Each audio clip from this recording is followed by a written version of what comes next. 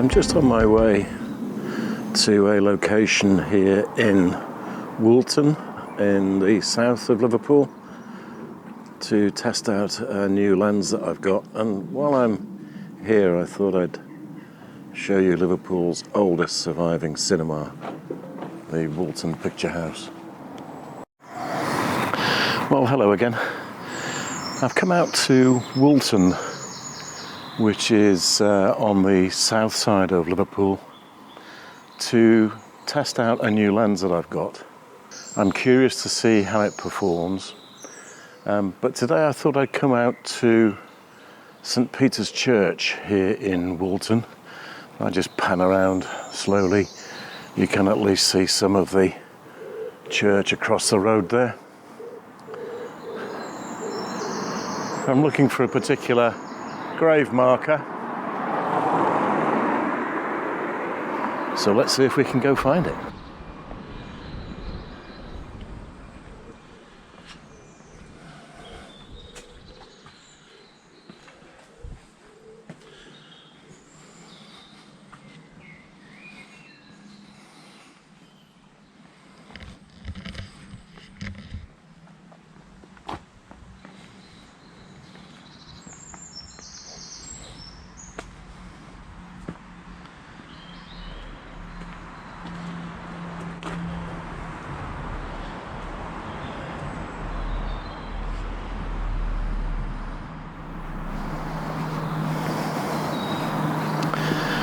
Quite a lot of grave markers in here.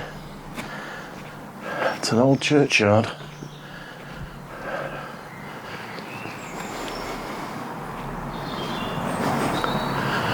But we'll see if we can find the one I'm looking for. And here we are in the shadow of the church itself.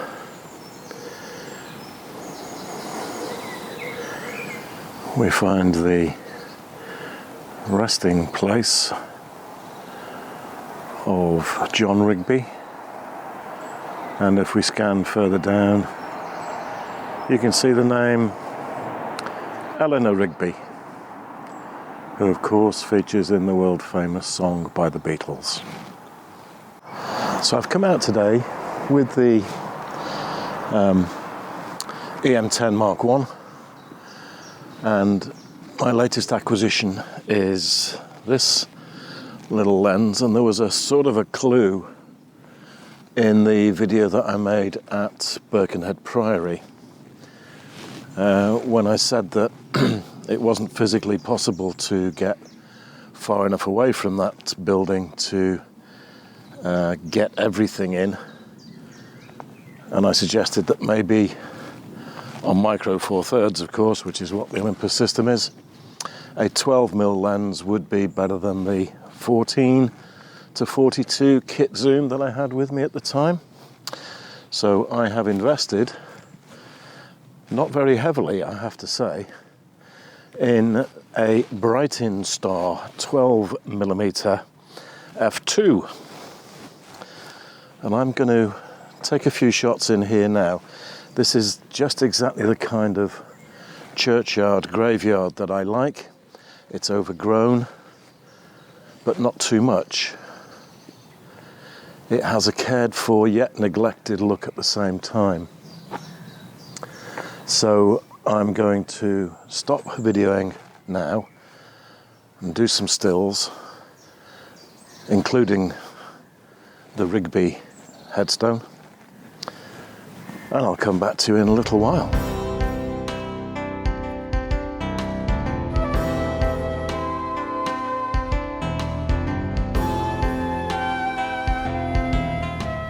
Interestingly, just having walked literally 50 metres away from the famous Eleanor Rigby headstone, I've seen this one. Two yet more Rigbys. Whether they are related or not, I don't know. I suspect the answer is yes, but you never know. And there is, of course, a lot of debate surrounding the character of Eleanor Rigby and how Paul McCartney came up with the lyrics. Not quite sure how well the GoPro exposure is going to deal with this, but I've just come down to the far corner of the graveyard. So now I'm going to have a wander around and see what compositions I can come up with specifically for the 12mm, and do some comparisons between that and the 14 to 42 zoom lens, just to hopefully illustrate the difference in the angle of view that the two lenses can give you. So let's go and explore.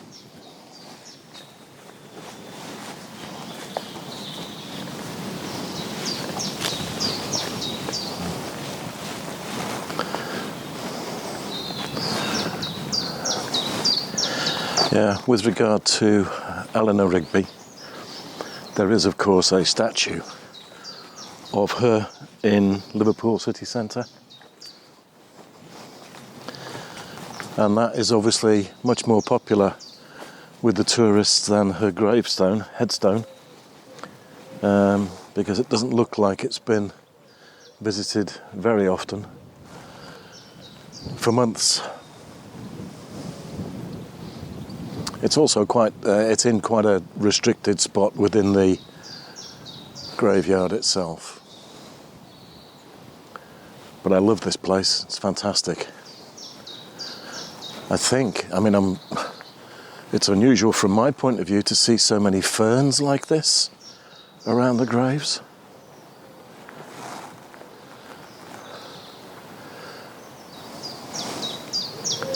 They're everywhere. So hopefully I can get creative, or as creative as is possible for me to get. Gorgeous morning. It's about 15 degrees, but with a cool wind. But up here,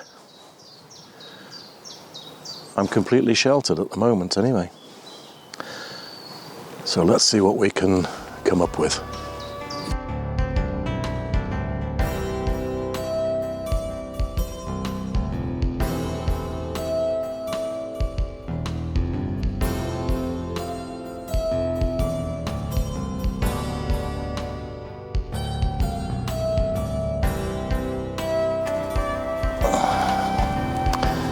I think there might be another composition that I want to take here. Just going to have a look.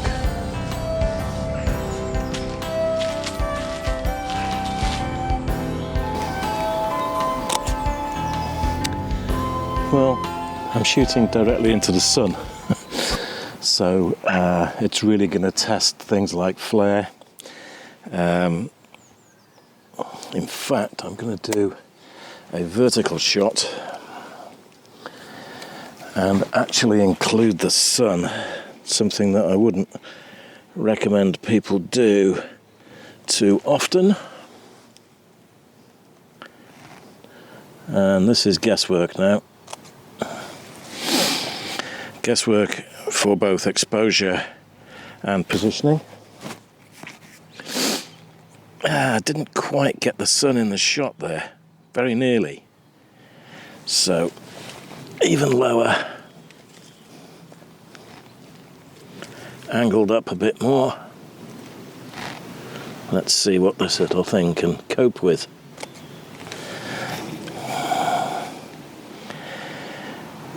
Okay. Interesting.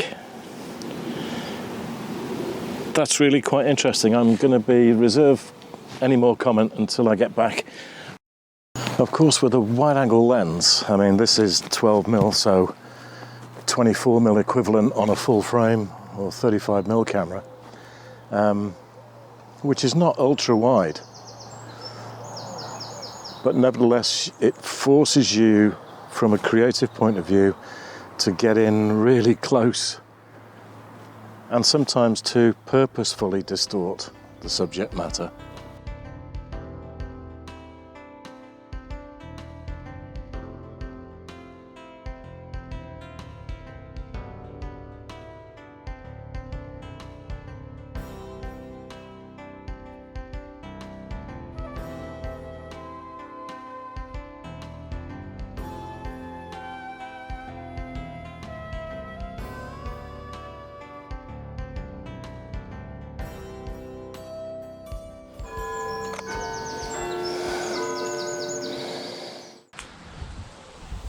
So just before I leave St Peter's Churchyard here in Woolton, there is one other gravestone that I'd like you to see.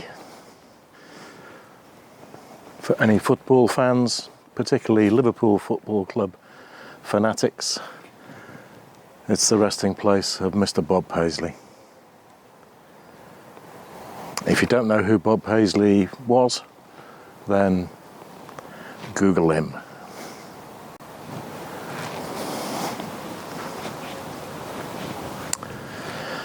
So, has it been a successful outing photographically? I don't know.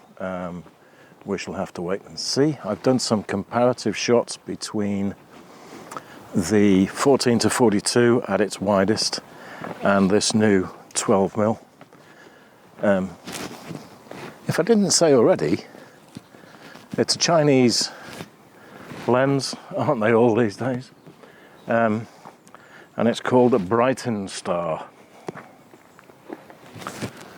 Brightin Star.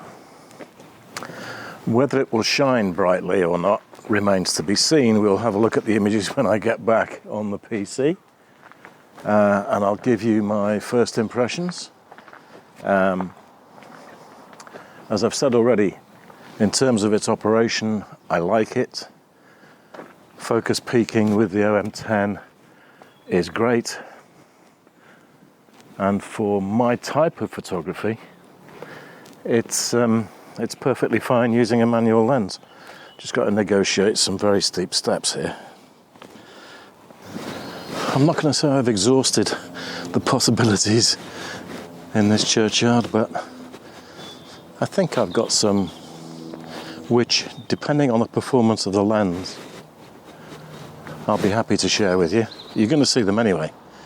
The whole point of this is to illustrate two things really: the quality of this Brightin Star lens and also the difference in field of view that you get between 12mm and 14mm.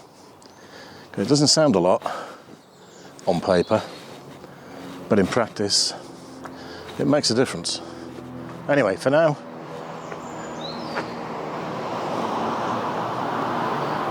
from St Peter's Churchyard in Woolton, I'll hand you back to the studio. Well, I don't know who that clown was. Anyway, back in the studio, in inverted commas, these are the images that I took when I was shooting directly into the sun, and I'm absolutely amazed at the results from this little lens. This is the first shot, and this is the second attempt when I managed to get all of the sun in.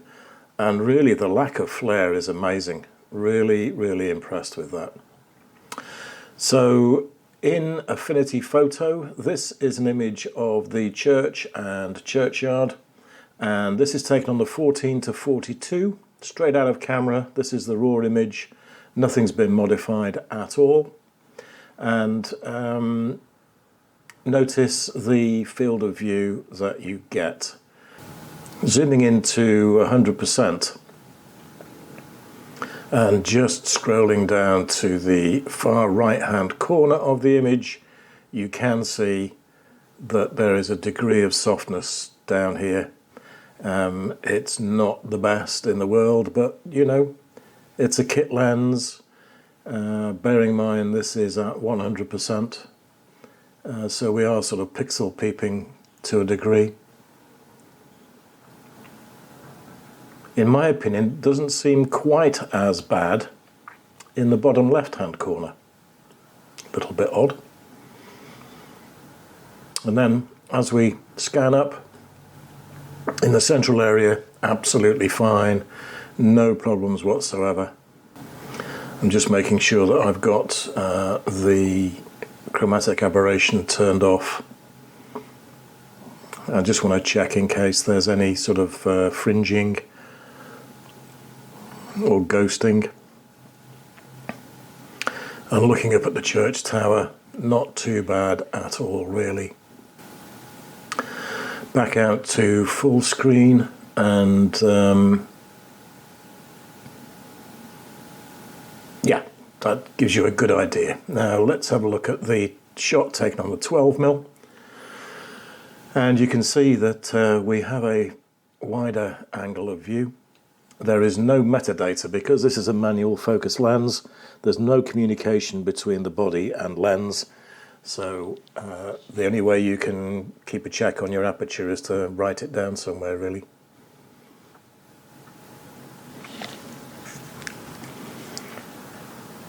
Comparing the two, I think the 12mm actually renders greens rather more vibrant than the Olympus lens. But that's very subjective. But it definitely pushes the church itself, the tower, further away from you. Zooming in to 100%, and as we scan over to the bottom right-hand corner, you can see a distinct difference between the two lenses here. This is quite sort of smudged and smeared in this right-hand corner. Not the best image that one can generate. It's better towards the middle, and then over at the left-hand corner, it's not as bad. The smearing isn't anything like as pronounced, so maybe there's a slight issue with collimation of this lens. It's one of the things you have to take into account when you buy cheap lenses. Incidentally, looking up here, look at this foliage up here. I think there's more detail in that than in the Olympus. So bearing in mind it only cost me £50, courtesy of a well-known internet auction site, I'm more than happy with this particular little lens. Until the next time, I'll say look after yourselves, everybody. Thank you so much for watching. Stay safe, enjoy your photography, and I'll see you really soon. Bye-bye for now.